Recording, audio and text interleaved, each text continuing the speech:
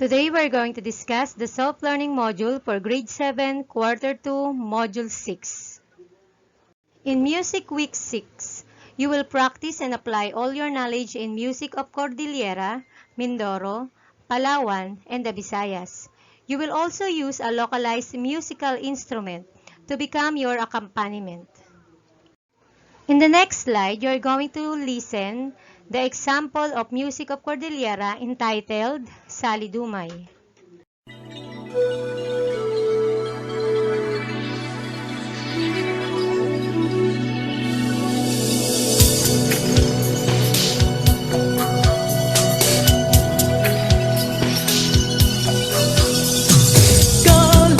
Kalikasan,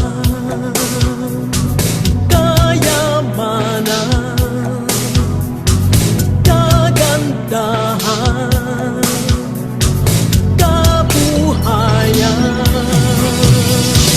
Ay, sali dumay, liwan. Ay, sali dumay, liwan. Yaman lupa, yaman tubig, yaman puno, yaman hangin, yaman tao, yaman diwa, yaman palay, yaman kaluluwa. Ay, sali dumay, diwan. Ay, sali dumay, diwan. Ay, sali dumay, diwan. Ay,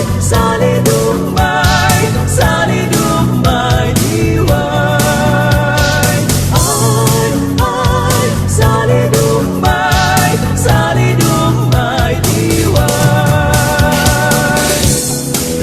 Now, let's listen to the example of Ambahan Chant of the music of Mindoro. Ang ambahan ay isang tula or katutubong awit ng tribong Hanumangyan. Ito ay may sukat at tugma. Tapos, ito ay binibilang ng 7 pantig bawat linya. So, halimbawa ng ambahan, kang kalutang balante, numayag ti pasage, tunog mag-atuway de. Nuod mayag ti pasage, tunog maglibagway de. The next slide is an example of music of Palawan entitled Ploning.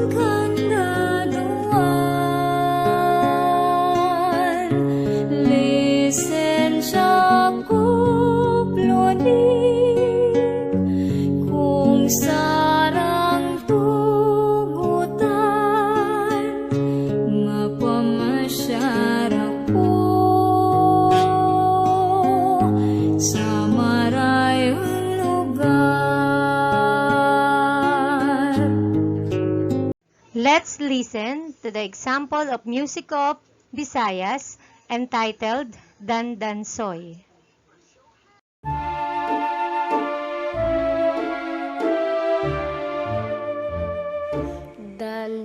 Dandansoy bayaan taiga,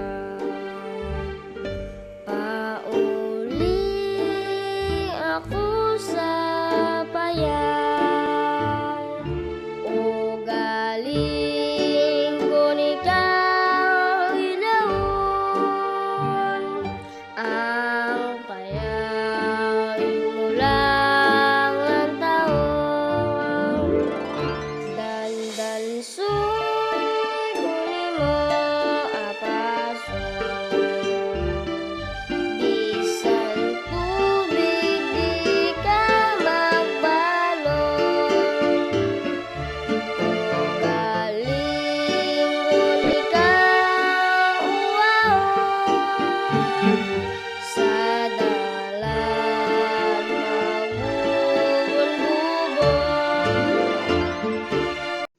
For Arts Week 6, you will create a local craft using local materials and apply the elements and principles of arts.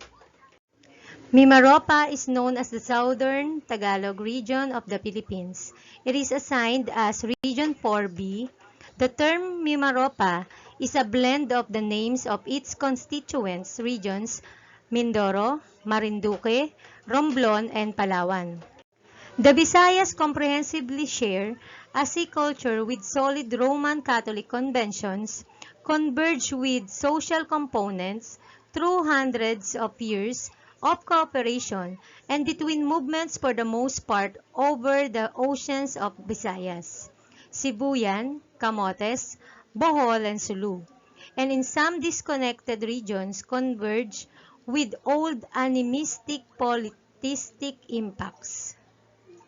The following are example crops of Mindoro, Marinduque, Romblon, Palawan, and the Visayas. For Mindoro, we have this basket. Marinduque, we have mask. Romblon is marbles. Palawan is manunggul jar. And for the Visayas, we have copies. For physical education in week 6, we are going to discuss the basic skills in table tennis. Grip is the way how the player holds the racket. There are 3 types of grip. We have the standard or shake hand grip, pen hold grip, and similar grip. Pen hold grip. As you can see on the picture, hold the paddle like you are holding a pen. And spread other 3 fingers equidistant from one another. Shake hand grip. As the name suggests, this type of grip resembles one shaking a hand. As you can see on the picture, keep forefinger close to the paddle edge. Number 2, wrap the other 3 fingers around the handle.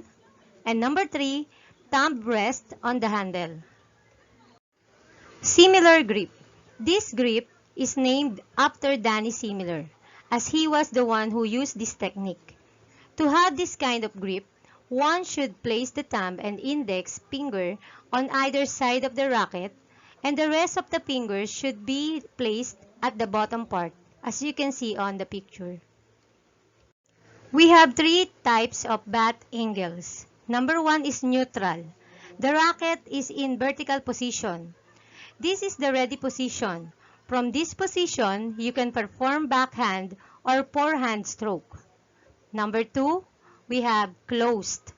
When the striking surface is angled downwards, it is used to play topspin or block stroke. Number 3, we have open. When the striking surface is angled upwards, it is used to play backspin or push strokes.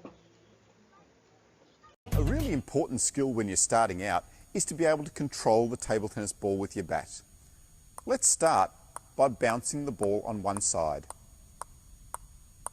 This develops your control and your feel for the bat on the ball.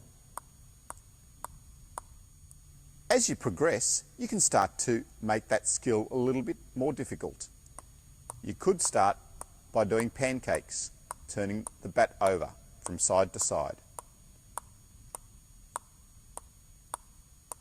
As you progress, you can start to make things a little bit more difficult. Try getting the ball on the edge of your bat.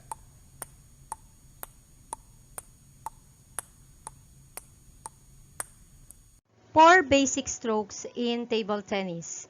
Number 1, backhand push. To play this stroke, stand close to the table and take a stance facing the line of play. Strike the ball on the back bottom portion so that you can impart slight backspin. Number 2, forehand push. Strike the back bottom part of the ball with a very light touch. The ball should have a trace of backspin. Number 3, backhand drive. The action is similar to that of throwing frisbee, striking the top back part of the ball with an forceful brush. Number 4, forehand drive. Strike the top back part of the ball with a forceful brush in an upward direction.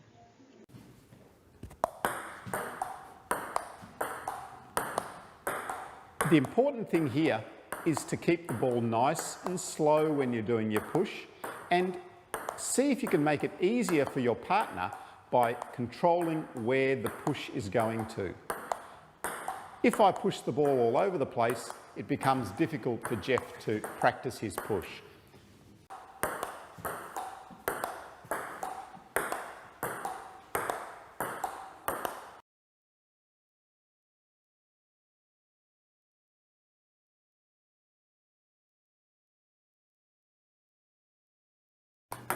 One backhand, one forehand.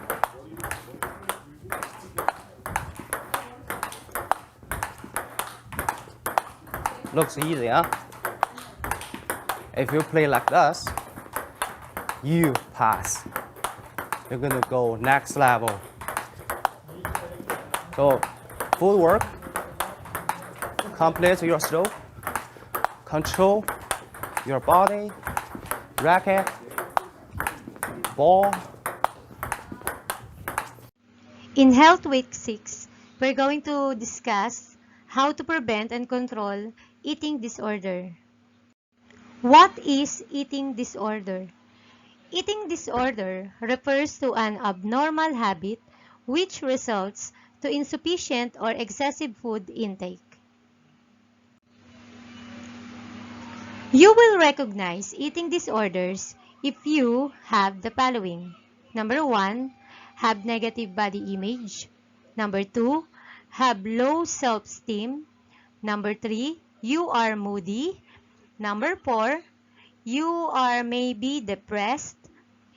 5, you may feel inadequate. And number 6, you have difficulty in social situations. Anorexia nervosa. It is an eating disorder wherein individuals starve themselves, leading them to a far below the healthy weight. Next is bulimia nervosa or bulimia. It is an eating disorder. A person with bulimia eats a large amount of food in a short amount of time. To prevent weight gain, the person then purges. Binge eating disorder. It is a compulsive overeating in which a person eats huge amount of food without control.